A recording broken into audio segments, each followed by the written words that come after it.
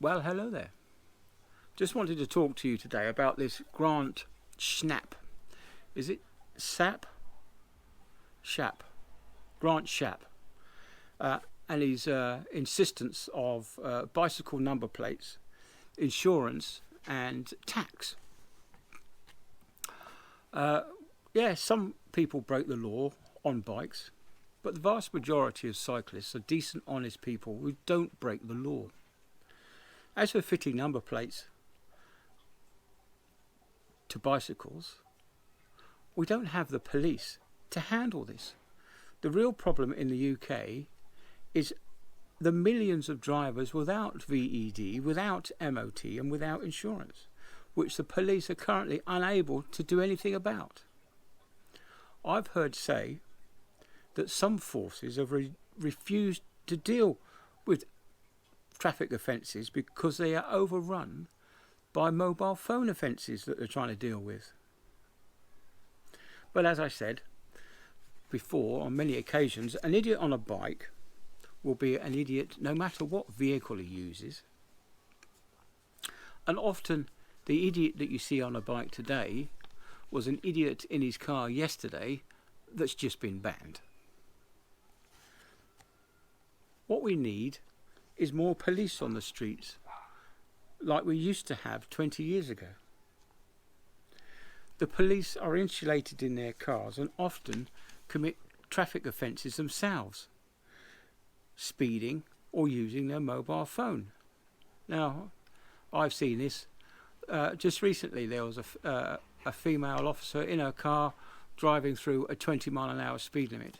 It's only a short section, but she was doing more than 20 through that little section. And quite often the police are sent out to deal with issues that they know nothing about. So they end up making up the law and making an arse of it. But getting back on track, as I want to, about this number plate issues, many countries have tried and failed to mandate number plates for bicycles. Some countries have even tried twice to mandate number plates for bicycles. One such country that has mandated number plates for bicycles is North Korea. Do we really want that? Do we really want Kim Jong, what's his name, for a prime minister? No, I don't think so.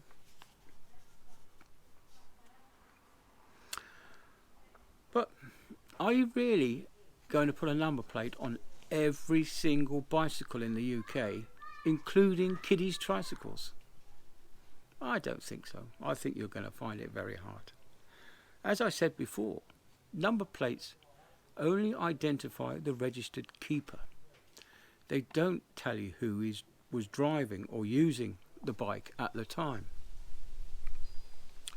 We've all seen this with prominent MPs who have got their wives to take the points and fines for them,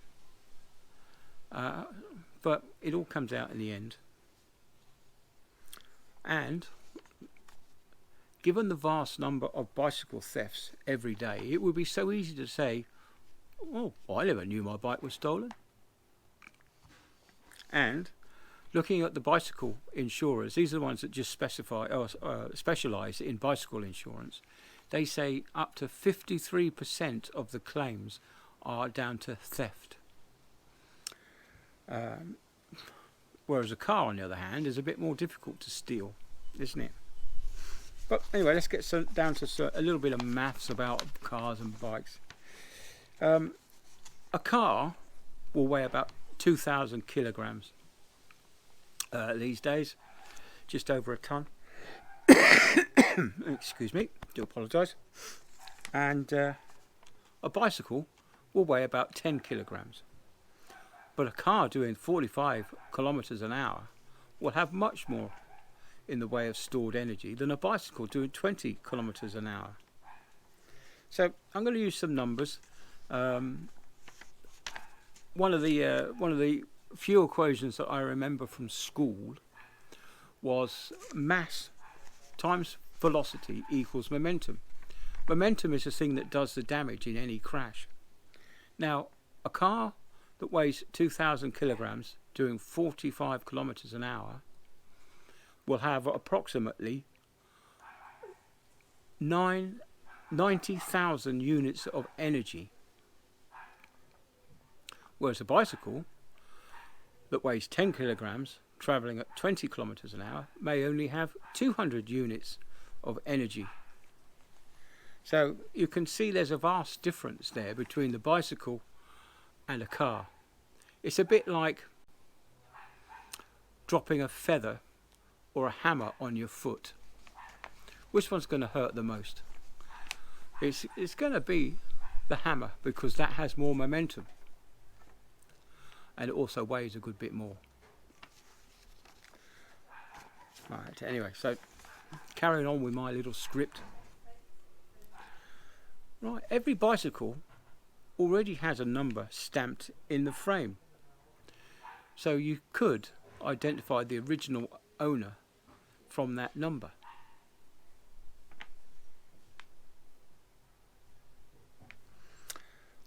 Yeah, as an honest cyclist myself, I have liability insurance through a British Cycling UK, and that has a liability of £5,000. I've also got my bike registered with data tag. I have a particular code etched into the paintwork, and also microdots scattered on various components on my bike as well, with the number as a tiny microdot. I've also got a tracking device fitted in the frame of my bike. So if my bike does get stolen, the police will be able to identify it from the code etched into the bike or the microdots, and also I'll be able to track it down because I've got a tracker fitted, which is registered to my phone and my iPad, so I'll be able to find it. But getting back to the bike itself, the thing with a bike is that it is often the last resort for a cheap form of private transport. This might just be for the young, might be for the health buff, it might be for those fallen on hard times, or it might simply be for those people wishing a different lifestyle choice. Or it could be for those who have lost their driving licence because their standard of driving has fallen below that which was expected to hold a British driving licence. One other reason to ride a bike is often the fastest thing across town. Far quicker than walking, far quicker than driving. So that's another reason that you would use a bike across town. Fitting a number plate isn't really going to stop the bad rider, is it? We've all seen them in their cars doing hit and runs. So what makes you think that a bad driver is going to stop and own up, whereas a good cyclist will? So what we're effectively doing with these number plates is punishing a good driver, good cyclist. But like I said, if you collide with a cyclist or a cyclist collides with you, the honest ones will stop, but the bad ones are going to leg it. Now if we had a few more bobbies on the beat, in the hot spots where these things are happening, then we might get a few more cyclists arrested or fined for bad driving. But that's not going to happen because we haven't got a police force worth speaking about anymore. As for insurance, well, insurance is readily available as liability insurance as part of your home contents insurance. Now, I've got that added onto my home contents, as well as having bicycle insurance, which covers theft and accidental damage. So I'm pretty well covered. So yeah, it doesn't cost that much extra to get your bike covered outside the house. As for VED, Vehicle Excise Duty, this is also known as road tax. Now, this VED is actually a pollution tax. This VED that you pay doesn't allow you to use the road. VED is not a taxation that allows you to use the roads. If you want to tax my bike, which one are you going to tax? I've got two. I can't use both of them. So are you really going to tax both of my bikes and so that I can leave one at home? No, I don't think people are going to tolerate that either. Now, if you're going to insist on taxing my bike, I'm going to insist that I get a tax refund when I leave my car at home. Now, you drivers ain't going to like that because you're going to have to end up paying more because you'll be giving me a refund. I just had someone at the door then, so sorry about that. So, where did I get up to? Yeah, if you want to tax my bicycle, then I'm going to insist that your electric car is taxed as well. Electric cars aren't all that green because after a couple of hundred cycles, you're going to have to replace your batteries and then dispose of those. And also, where do you think the power comes from for your electric car? It comes from a coal-fired power station. So they're not that green, so they deserve to be taxed. Plus, an electric car will chew up the roads far more than a cyclist ever will. If you're going to insist on making me pay for road tax on my bicycle, then I'm going to insist that horses are taxed. I'm going to insist that mobility scooters are taxed. I'm going to insist that wheelchairs are taxed. And I'm going to insist that pedestrians are taxed. Oh, hang about. We already pay for the roads from our general taxation. That's right. That's where road fund comes from. It comes from our general taxation. And that's why we're allowed to use the streets as a cyclist.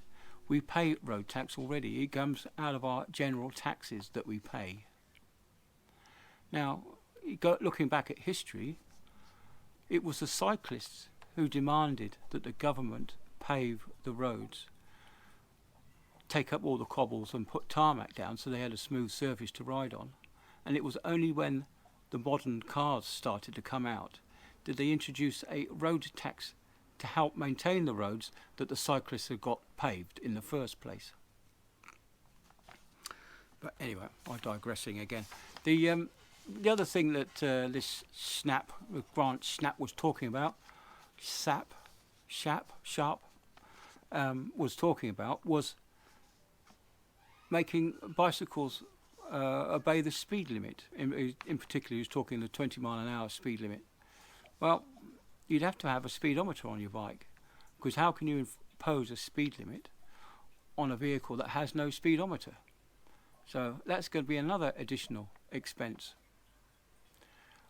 for the cyclist to get a speedometer. Well, I've already got one, but there's no way I can get up to 20 mile an hour on a straight, not through town anyway. And most car drivers, as soon as they see a cyclist, they want to overtake them anyway. So if the cyclist is doing 20 miles an hour, the instinct of the car driver is to, I've got to get in front. I really must get in front, doesn't matter what speed I do. And I've seen many of them overtaking one particular guy on YouTube in a 20 mile an hour zone. He's doing 20 as he goes past a speed camera. So these motorists speed past him, they end up getting a ticket, which I find hilarious. But anyway, I'll digress. So, going back to what's going on here at the moment, we understand that there's not enough police that could impose the law on making sure that your bicycle is number plated. The police are so inundated at the moment that they've had to hand over powers to the local council for moving traffic offences because they can't handle the number of road traffic cases that are coming up at the moment. So bad parking, it's double yellow lines and all that kind of stuff, stopping in a yellow hatch box, all these small traffic offences, moving traffic offences, are now being handled by the council. So, you know, we really need to get on top of what the car drivers do as well. I've quite often seen cars parking on the corner of a junction to get to the takeaway. I've seen them park in bike lanes just to get to the newspaper shop. Now this kind of behaviour has got to stop.